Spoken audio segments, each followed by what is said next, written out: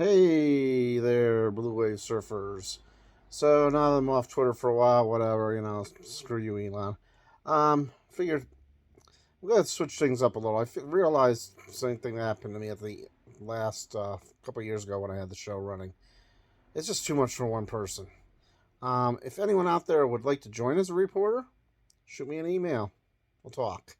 TBWR2019 at gmail.com. If you would like to do a show on the channel, it'd be greatly appreciated. Be your show, pretty much whatever you want to do.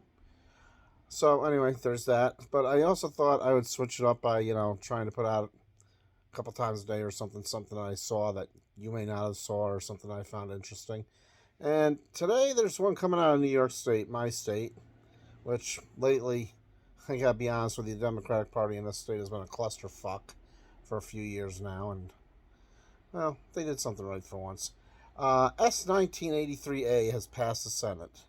It is a bill, a college financial aid bill, that makes the process more accessible and easier to students by adding the completion of a FAFSA to students' graduation requirements, as well as requiring schools to notify students about 4 times per year about financial aid opportunities. So this will make it easier for them to navigate the college financial aid landscape and potentially come across some grant money or aid money that they didn't know they were eligible for. So, hey, kudos to the New York State Senate. You didn't screw this one up like bail reform or redistricting or $1.4 billion in state money so that an NFL team could put up a stadium. So, kudos. And this one is just pretty much sad. Amnesty International has listed the most dangerous activity for children in the USA as going to school. Not skateboarding, not football, not gymnastics, but going to school. This is completely due to the amount of school shootings in this country. And game on, as former New Jersey Governor Chris Christie today filed his paperwork to run for President of the United States, bringing the number of Republicans running for that office up to 3,746.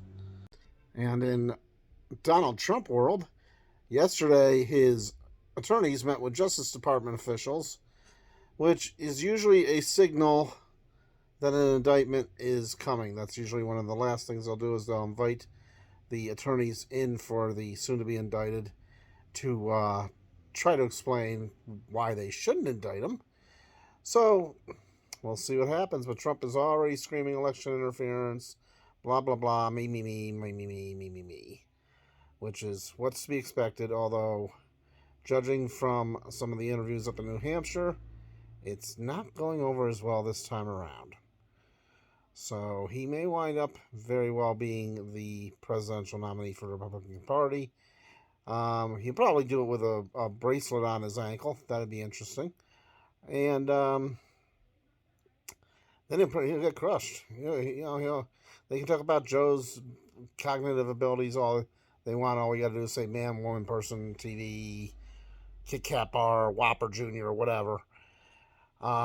Show clips of him struggling to get down a ramp and holding a bottle with 2 hands. They can talk about Joe Biden's age all he wants. We can talk about some of the Republicans in Congress, how old they are. So, should be an interesting couple of weeks.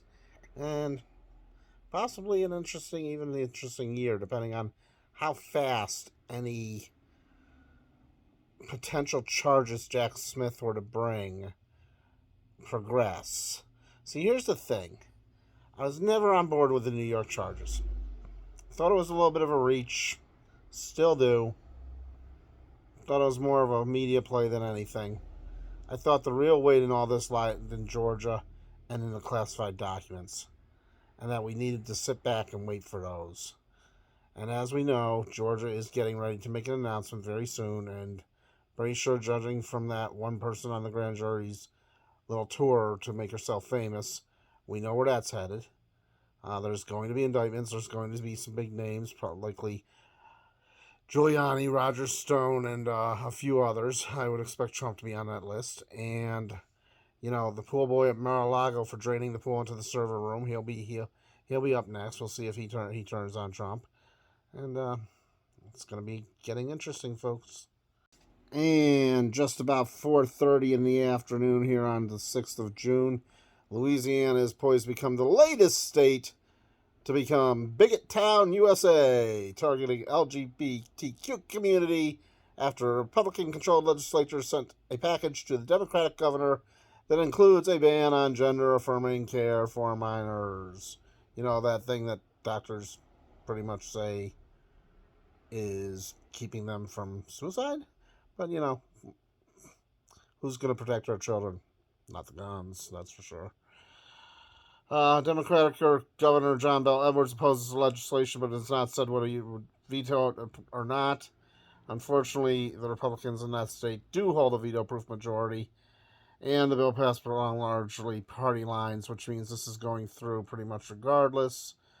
Although there was a case in Florida today, which was promising, where a federal judge did say that Ron DeSantis's gender bill was way too overreaching, and that gender conformity, gender realignment, whatever you want to term it, is a valid thing. It's not I want to be a girl, I want to go into men's rooms or any of the bullshit that they come up with. So we'll see where that goes. That's going to be appealed, I'm sure, right up to SCOTUS, and then we get our wonderful bought and paid for SCOTUS. By the way, happy anniversary to Citizens United, the thing that started all this shit. Anyway, what else happened today?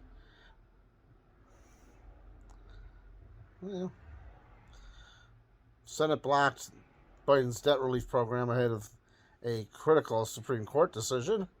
That happened today. The student loan relief program, mostly along party lines, also ends the Biden administration's pause on the federal student loan program, student loan payments.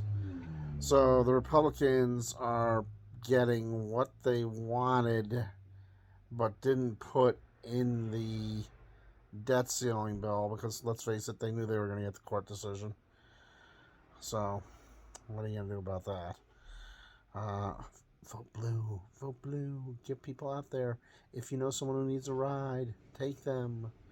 If you're in Georgia, get your I got arrested badge for handing out bottles of water to people in line.